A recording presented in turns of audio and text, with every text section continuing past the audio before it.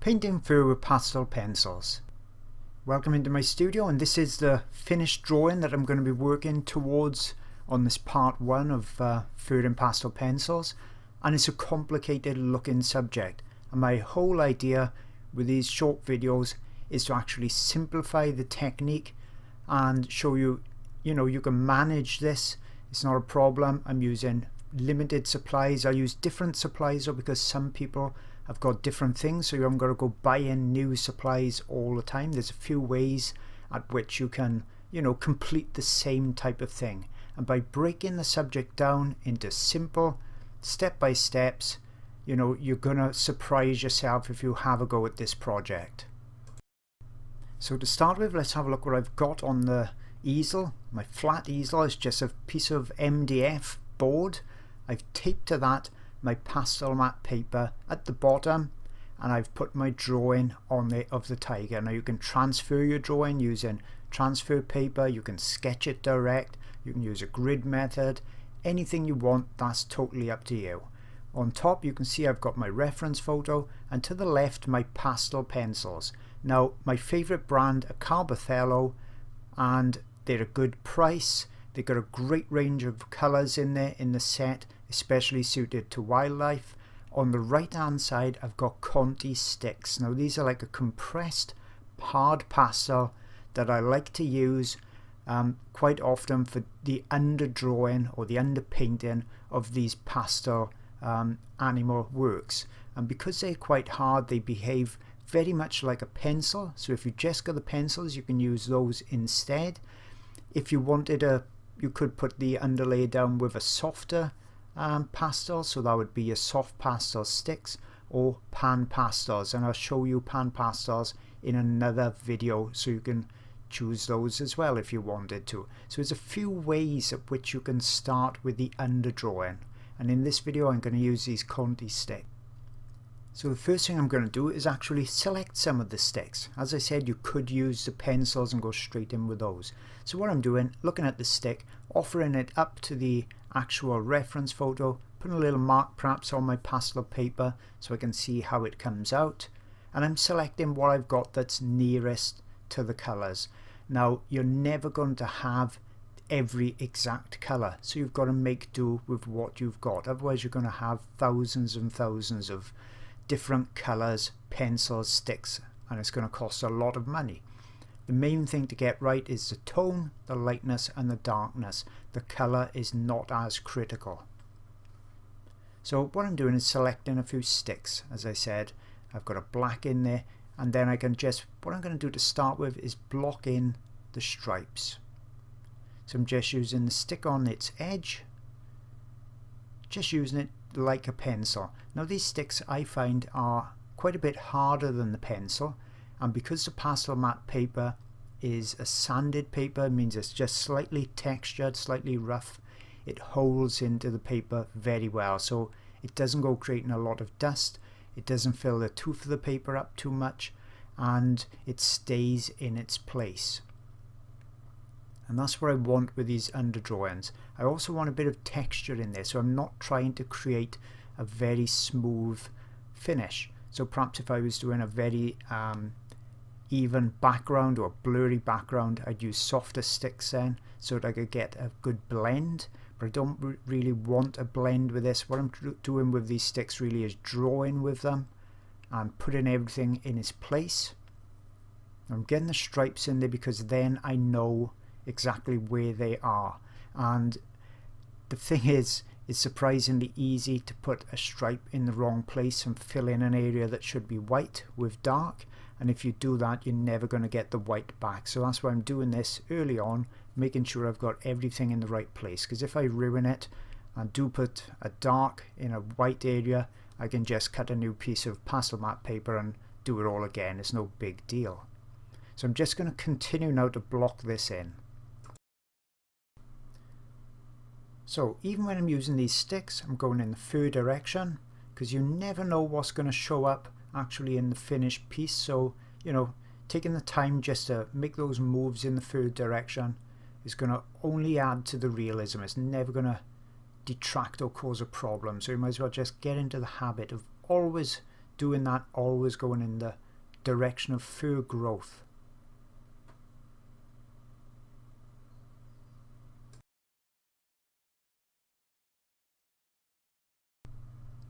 And now I've simply blocked those black stripes in. I can then come back with my next darkest colour, my dark brown, and start blocking that in as well. Now what I'm looking at when I'm looking at the fur are kind of the underlayers. So even though this section I'm on now is obviously much lighter in the actual reference photo, I want to be able to layer my lighter tones, my lighter pastels on top to create that fur depth. Remember, if you've seen any of my other videos with furs, I go on quite a bit about the fact that most furs have got depth and layers to them, and to get that effect we need to do layers in our pastel drawings. There's no shortcut to it. Now this drawing took me around about 1.5 hours to do, and I'm going to go quite detailed with it. You see a lot of tutorials online that don't go very detailed. They show real beginner drawings, and I will be doing some real beginner, first time ever picking up a pastel drawing as well. But most people have actually had a little go, or they've got some art experience, perhaps with coloured pencils or perhaps with oil paints, so they know the basics of what they're looking at. And I'm doing these demos to just show and clear up a few confusing parts people may have with pastels. So I'm going on quite dark, as you can see, but I'm leaving out the areas that's going to be very, very bright, because if I go too dark in those areas, I'm not going to be able to bring them back nice and white. So you can easily overlay a light over a dark with pastels. That's what gives them the advantage over coloured pencils. But even so, you don't want to have something very, very dark under an area. You want to be almost pure white. So I'm going to leave those little areas and just continue now to block in these darker areas, the darker tones, really the shadows in between the fur texture on the reference. So this is a simple thing to do, but something beginners usually get wrong. They never go dark enough on these underlayers. So always keep that in mind. Always try to go that bit darker than perhaps you need to. And now I've blocked those areas in, I can use my finger then to gently rub, or in fact not so gently, I can actually put quite a bit of pressure on it. Now if you was using something like a paper that's not a sanded paper, like an ingress paper, you'd try to blend like this and it would go everywhere. But the pastel mat, as I said, it really holds that pastel into the surface. So if I wanted to create a real easily blendable area, what I'd have to do is to put a lot more pastel down on there, so a softer pastel. Now I want to blend that even more, so what I've got is a paper stump. Now I talk about these again in my other videos. This is a Derwent one. Now they come in different hardnesses, and by that I mean the Derwent one is made out of rice paper, so it's soft and it blends easily. You see, it's really pushing that into the paper.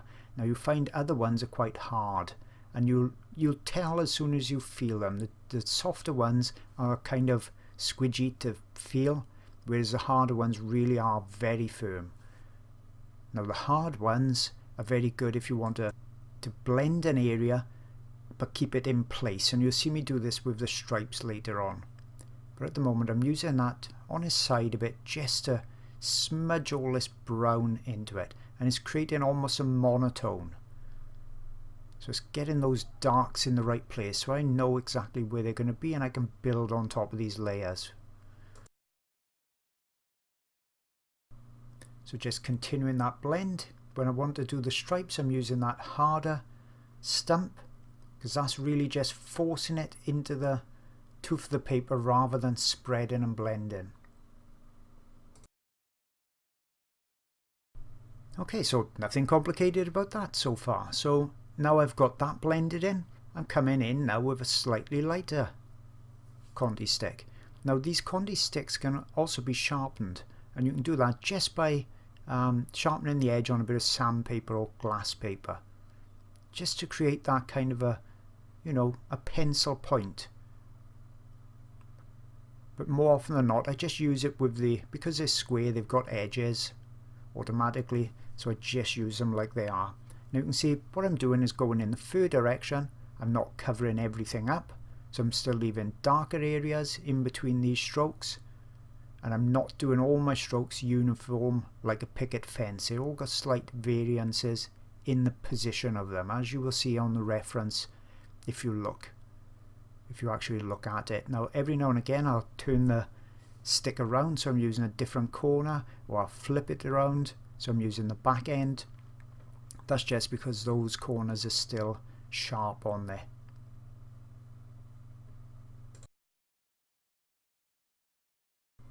It's surprising really how much you can actually do with these sticks, and you could actually complete the whole drawing. If you wanted a looser, more impressionistic look to it, they'd be ideal, just doing it all with those rather than the pencils. So you'd have that little bit less detail, but you know, they got some lovely punchy colours in this set.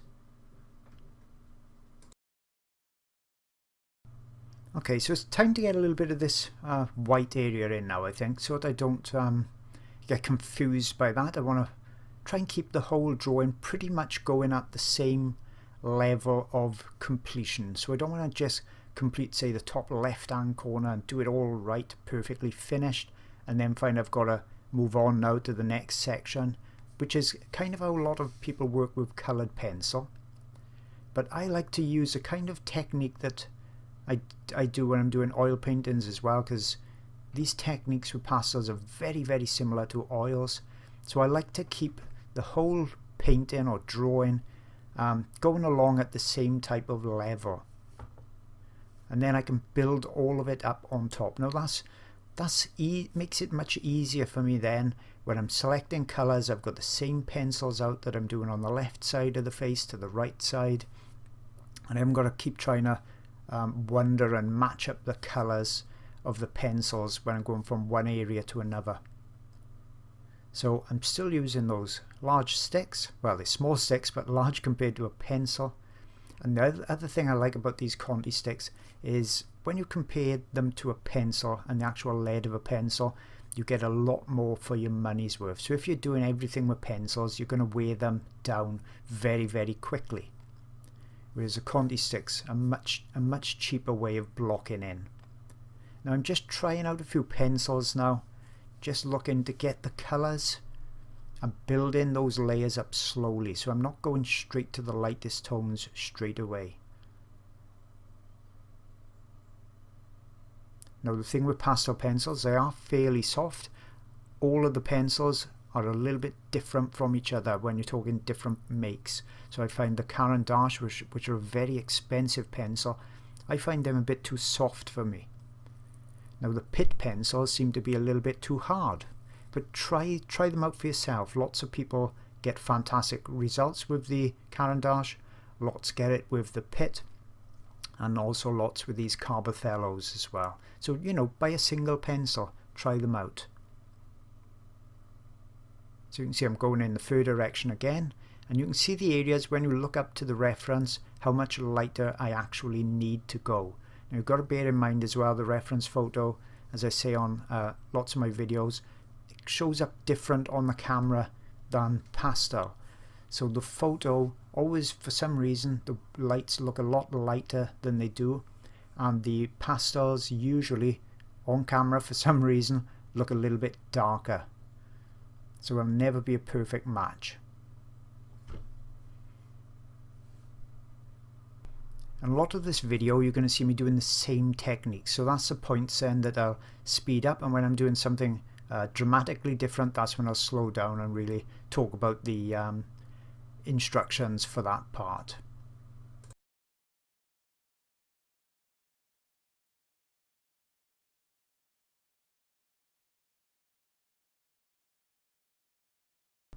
Now the eye on this tiger, not difficult at all. We've just got a bit of green around the central part, and then it's going lighter to that more sienna colour. Now if you work on two eyes at the same time, you know, if you're doing a portrait like this where the eyes are quite large and they're very similar, the both of them, because sometimes you can have one eye really in shadow or being acted upon by much different light than the other, but if they're very similar, it makes sense to kind of work on the two at the same time. Sometimes I use my fingers to blend in. You can use one of those stumps instead if you need more control over it. And you can see, offering up the pastel, looking at the colours, because pretty much the pastels are what you're going to get when you put them down on the paper, especially when you're using the sticks. So creating a bit of a darker area down on this section. And this is only pretty much just roughing it in for now. I'll come back, detail it all later on. But you've got to get something down on your paper or when you're painting on your canvas. You know, it's only then when you've got things down you can really start to judge what needs to be adjusted and what needs to be altered.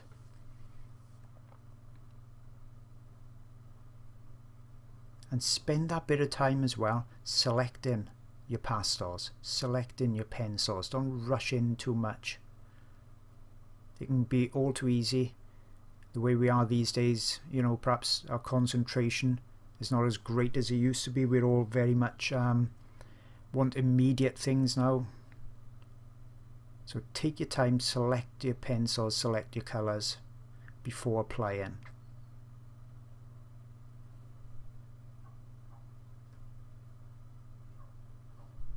Just re-establishing that darker bit, a bit darker on that section, darker on the outside edge as well.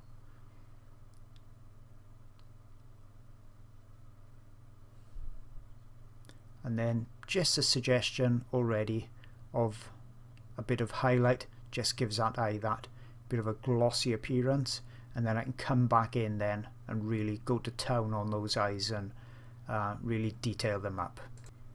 So I'm just going to pop a little bit of this green in the top section. It's really, these are only really studies, so obviously they're not going to be finished drawings as such. I'm not looking to sell these at all, but they're very valuable exercises to do. And you know, you haven't got to pressurize yourself then by using a large sheet of paper and you're concerned about all the expense, what if it don't work, and that type of thing. So these are the ways and the means to actually try things out. If it goes wrong, better do it now. We learn from our mistakes, so don't go pressurizing yourself, and actually try things out and make the mistakes. You know, deliberately push the boundaries, and you may find that you really jump ahead then with your ability, because you've tried things out and you've learned something completely unexpected sometimes.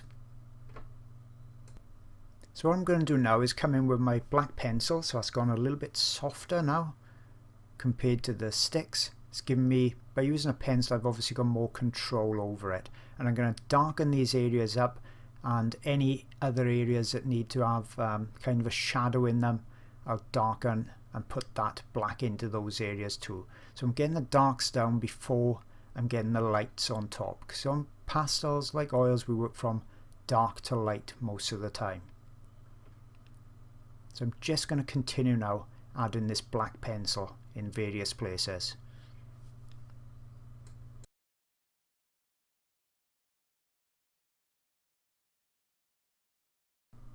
So nothing complicated about this bit. All I'm doing is just blocking in the darks, because you can easily lose things like the stripes and they end up getting narrower and narrower, and before you know it, you've just almost finished your drawing and the stripes are way too narrow, and that's much more difficult to fix. So much easier to keep the things the right size by re-establishing them as you go along.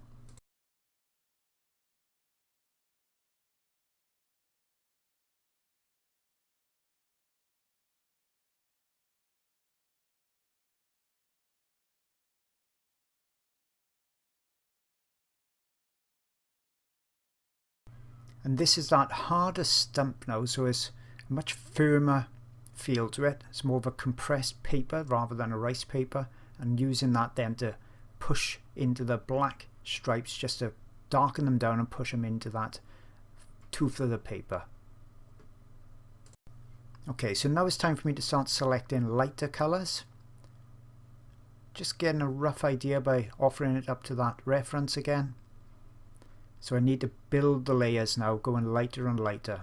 So it's going to be the same process all the time, just going lighter and then building them on top. Now that's where coloured pencils really differ, because that's where you've got to start going negatively usually with coloured pencils, because you can't easily do a light over a dark. So we've got that great advantage now of being able to layer those tones on top. Now I'm just using a little bit of paper underneath my hand. This is glassine. Glassine is an acid-free paper, and you use that then to, you know, if you're actually packaging your work or you're storing it away, you can put the glassine on top, and it's very much like a tracing paper. You could also use a different paper, anything to protect that work underneath from smudging. So if I want slightly softer appearance, that's when I just tap my finger or dab my finger on the surface, and that softens it up. Now with other papers that haven't got the tooth of the paper, you've got to be very, very careful with that, because you will smudge very easily. And I like the fact that these papers like Pastelmat, and on my YouTube channel I've got lots of reviews on different papers and similar papers. So perhaps you can't get Pastelmat in your area, there are alternatives, but those papers grab it that bit more, so it's really suitable and suited to wildlife art, because it keeps the marks much better than lots of other papers. So I'm going to continue this technique now, building up the layers.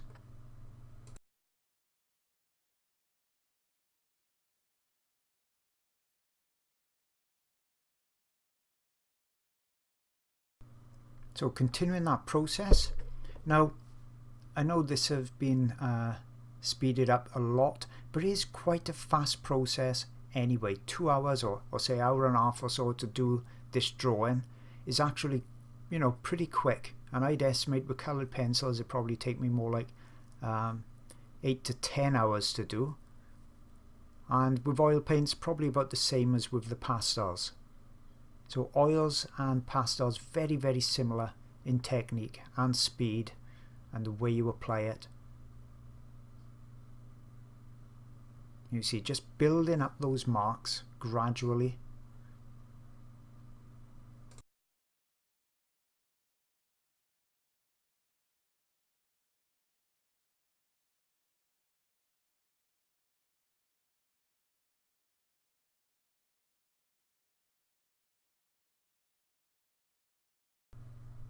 And so now I'm coming in, lighter pencil again, more of a sienna or ochre colour. A nice sharp pencil, because I want those very sharp lines. I sharpen the pencil then with a crank handle sharpener, so either a swordfish one or, you know, something similar. And once again, I've got lots of reviews on the best type of sharpener, so I'm going to really cover that here. But some people use craft knives or Stanley knives. I don't like doing that. I like to be able to sharpen my pencils really quickly so I don't break concentration all the time. And I've found as long as you put a couple of graphite pencils through the sharpener every now and again, it keeps it nice and sharp, the blade, so it's not going to snap the actual nib of the pencils. And the Carbothellos are quite a hard pencil, so they do sharpen well, whereas something like a Carbothello, a Caran d'Ache would be more prone to break because it's got a very soft lead or nib in comparison. So you can see I'm just going lighter and lighter, overlaying those strokes. Now I don't want my ones to be as bright as the photo at the top, because it's, as I said, it's blown out a bit on that photo, plus it's looking brighter on the screen. So that's why I'm going, you know, not pure white in these sections. So this is more of a Naples yellow colour, and I'm going to be able to do my white on top of these layers. And this is a pit pastel pencil. You can see a different appearance to the shaft of the pencil and the bit on the top as well. So, you know, pastels are intermingle. You can intermix, sorry, pastels. You can use all different types of pencils. You haven't got to stick to one brand. But what you may find is you get used to the actual hardness and softness of your pastels. So you may end up just preferring a particular brand anyway. and I usually use the Carbothellos just for that reason. But don't forget, you can sharpen up these sticks as well, as I have on this one. Create a nice sharp edge, and you can use them just like the pencil. You can also use the back end. So it's just a case of, you know, trying things out. If you want a larger mark, you can use that back end. If you want a real sharp mark, you can use the sharpened chiseled edge.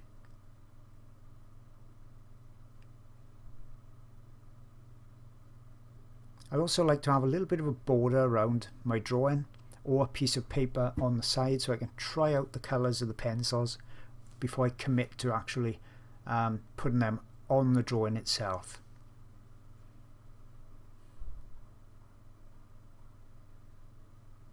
Now this pencil is not particularly sharp at this stage because I want a larger, softer mark. When I want a real defined mark, I know it makes sense and seems obvious, but that's when I sharpen them up to a real nice point.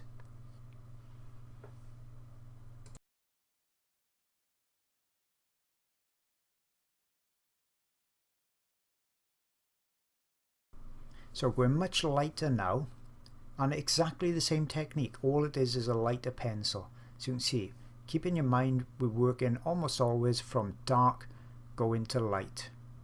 Now it's worth perhaps having a little scrap of paper and trying out how light you can actually go over a darker underlayer. That way then you know how dark, you know, is too dark for an underlayer. If you need an area to come out very light at the end, what I generally do is get the light tones in quite quickly. So what you're basically doing then is reserving the light. You know, you're really getting it in place so you're not going to contaminate and darken it too much. And that's for very, very light areas. But in general, you'll be surprised how with pastels, you know, you can really overlay a light over a very dark. Now I'm going over the blacks with some blues here and there and some greys, because not all the black stripes are just pitch black. They're actually being influenced by light and colour around as well.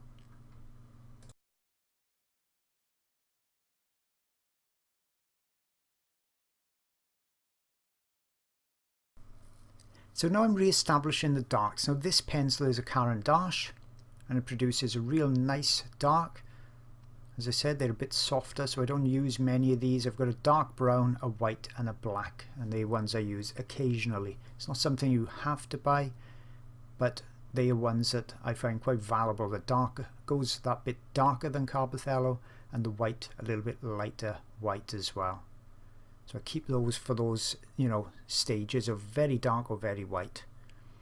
So just re-establishing that dark, and then I can come in with my lighter tones. So very much the same process,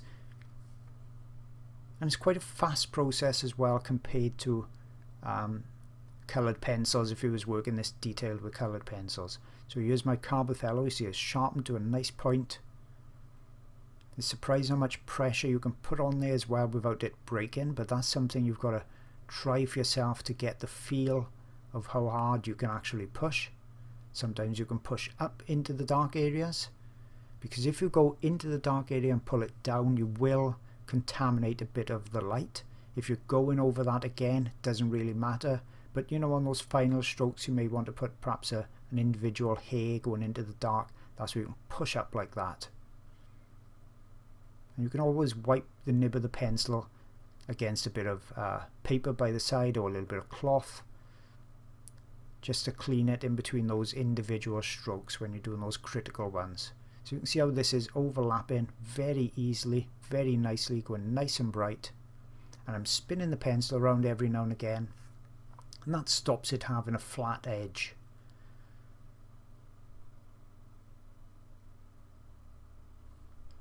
So now a bit of a creamy colour, so not everywhere is white. And the Carbothellos have got some nice light creams and Naples yellow kind of colours in there. So you can see, keeping those strokes fairly random as well, following the correct direction but not you know, in line. I just give that example of a picket fence. I see it all the time in people's works. especially with fur, where they just get into a kind of an autopilot and start going side to side and everything is parallel and it looks really unnatural. So you can see that's starting to look quite realistic now as I've built up these layers.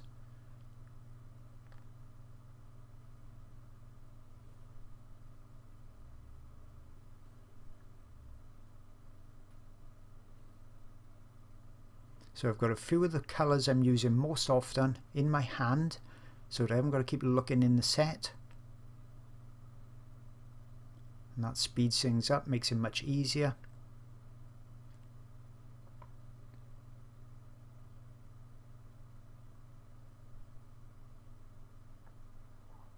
And the right hand side eye obviously is going to use exactly the same techniques as this, so I'll be able to speed that up a bit to save us some time, because on this video we're concentrating just on the fur and it's going to be a complete duplicate on that other side. And in fact, doing the video I was contemplating just doing the one side, because obviously everything you need to know and see you're going to see on this side, but on second thoughts I thought I'd actually finish this little study and perhaps it'll be nice to give away in a competition or that type of thing in the future.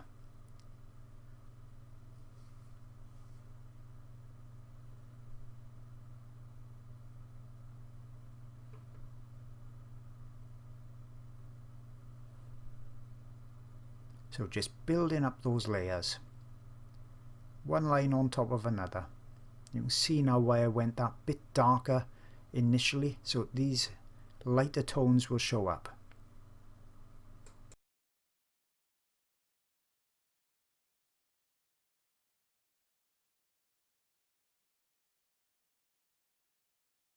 So continuing with that process, going lighter and lighter on top, same thing all the time, keeping some variety in the strokes, keeping my hand on that protective piece of paper now.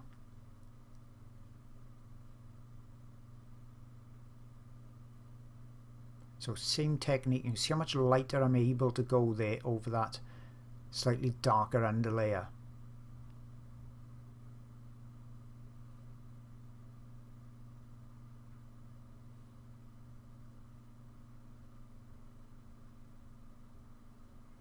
And then putting the dark in around the eye first before I get the highlights on top.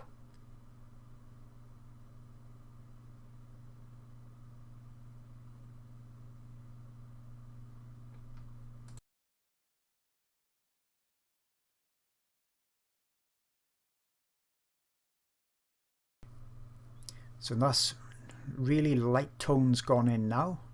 And what I think I'll do now is do a bit of work on the eye itself. Get a couple more of these individual hairs going in.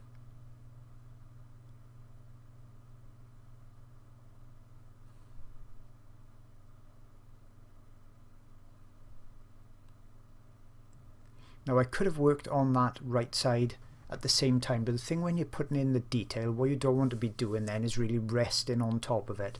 So I try to get the underdrawing done overall, because it doesn't matter if I smudge that. And then when I'm really starting to build layers, that's when I'm working from top left really to bottom right, because I'm right-handed. Obviously that means I'm not ever going to be resting much actually on those areas that I've already completed.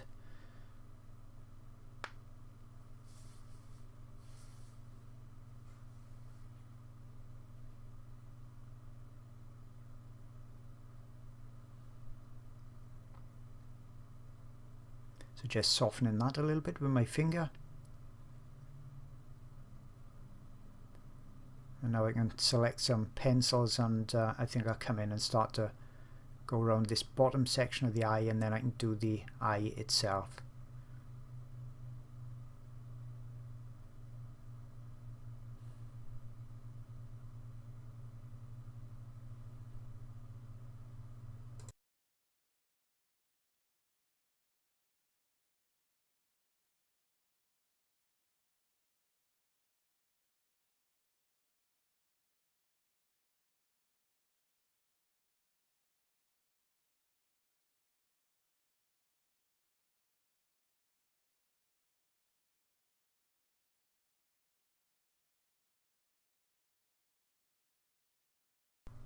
So I'm using pencils now, little round strokes, because I want this to be a nice smooth blend.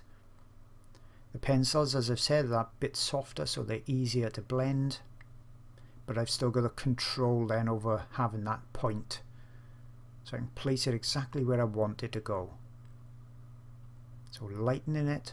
I haven't got the exact colours that I can see in my photo, so I'm making do with what I have got, but it shouldn't matter. Nobody's really going to be seeing the photo or judging it against the photo other than on this video.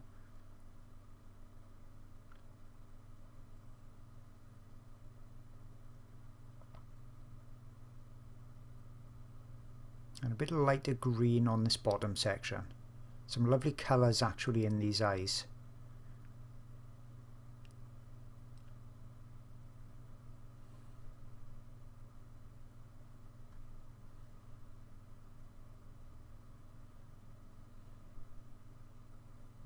And sometimes then you can overlay a colour like a glaze, very light touch, so you can, although we're not really mixing colours at all, you can adjust the colour slightly by overlaying other ones on top. Getting that dark pupil in now.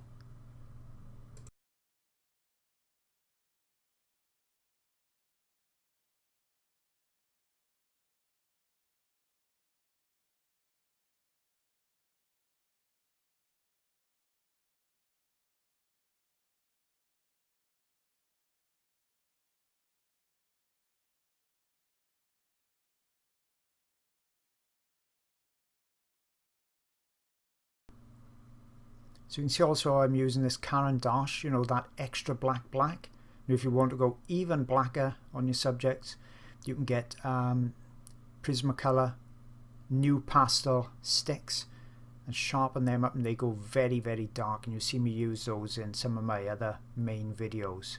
But for this case I didn't need to go any darker than this, so this Caran d'Ache worked really well.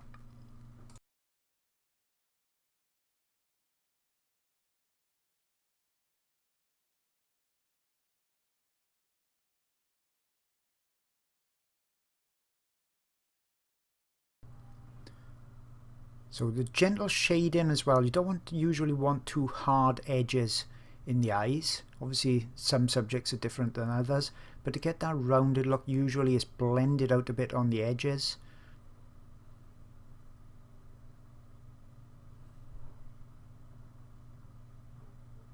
Push in harder when I want that darker mark.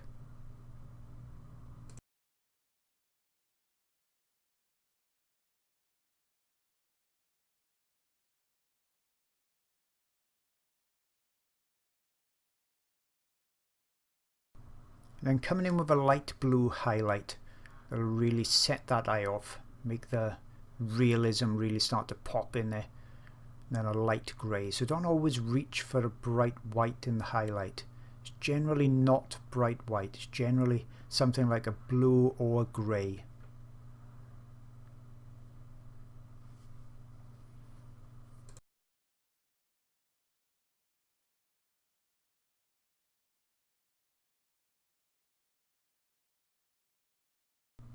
Some of the lighter greys around the eye, and there's also greys dotted here and there. So once the main amount of work is in, that's when you start to look then at the refining the colours. Slightly different colours in different areas, different tones, and if you use your pencil on the side you can glaze into it easily. Just increasing the lights there.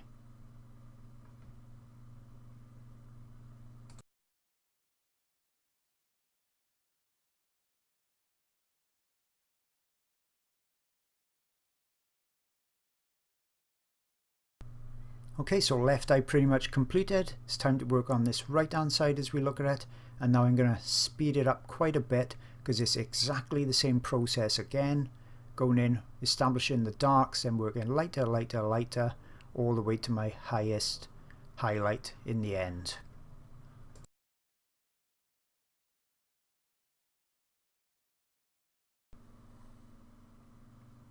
So I'm not going to do much voiceover on this section now because, as I said, it's going to be a duplicate of the left. Starting with a blocking in of the black, then the darker tones under the fur, and then going lighter and lighter on top. But I thought it may be perhaps of interest for you to actually see this side grow quite quickly in this technique, showing it in the fast format, because sometimes it's easier to actually see how a layer goes on a layer when you're seeing everything a little bit faster.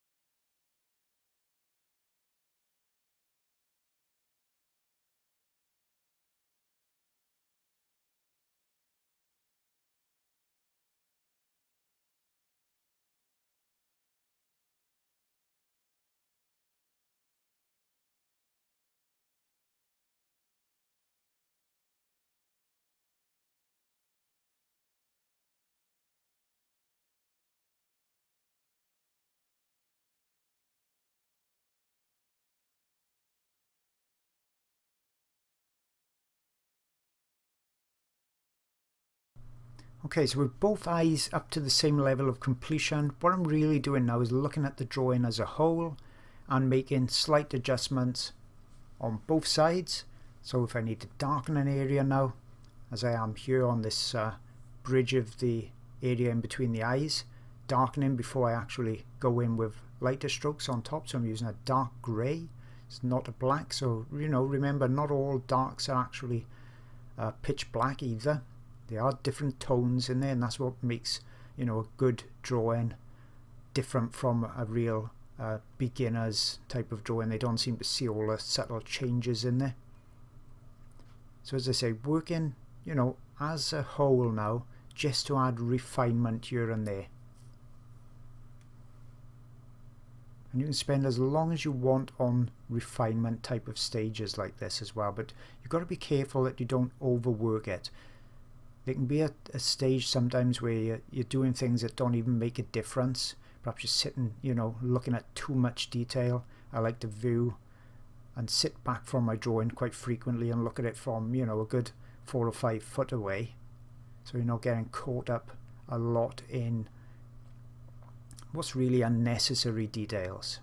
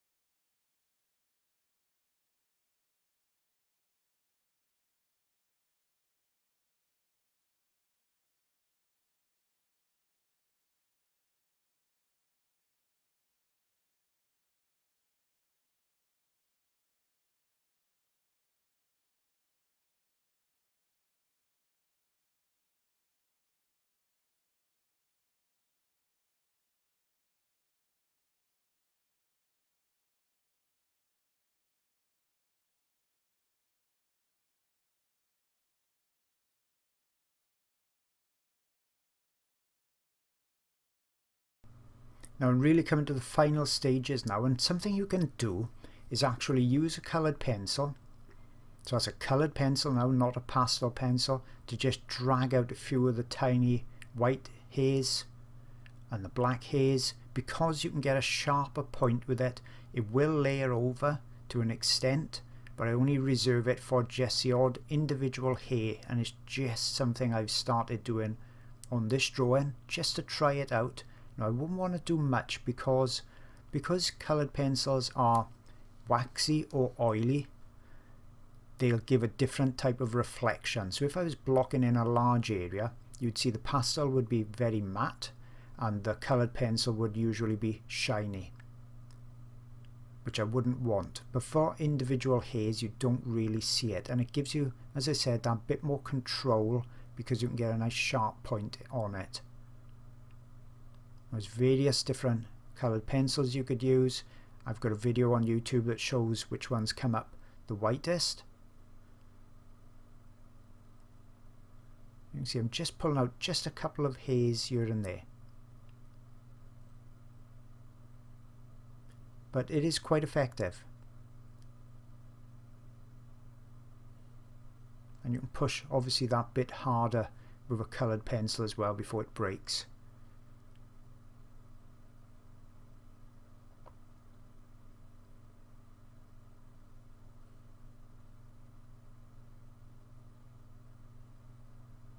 And I'll do exactly the same on this side.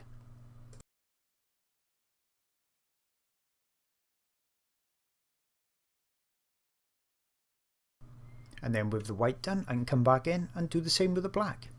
Once again, just a few hairs here and there. Nothing much at all. No blocking in, no large areas being coloured in. Just the little suggestions. And I hope this video has helped to demystify stripes for you. How to draw a tiger. Obviously if you was doing the full thing you just complete it using this technique over all of it, but sometimes it can be difficult for people to get their head around how you would actually do a stripe overlaying the black and the lighter tones on top of it. So that's what I wanted to accomplish doing this video for you guys, to actually show you how you would do a stripe such as this, and then you can take that technique, put it into your own work, and I'd love to see what you actually create yourself.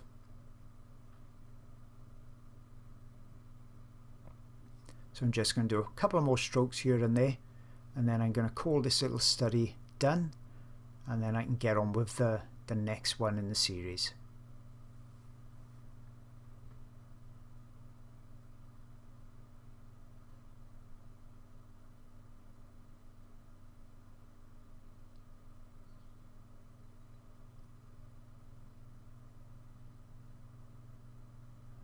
There, all done. Hope you've enjoyed it.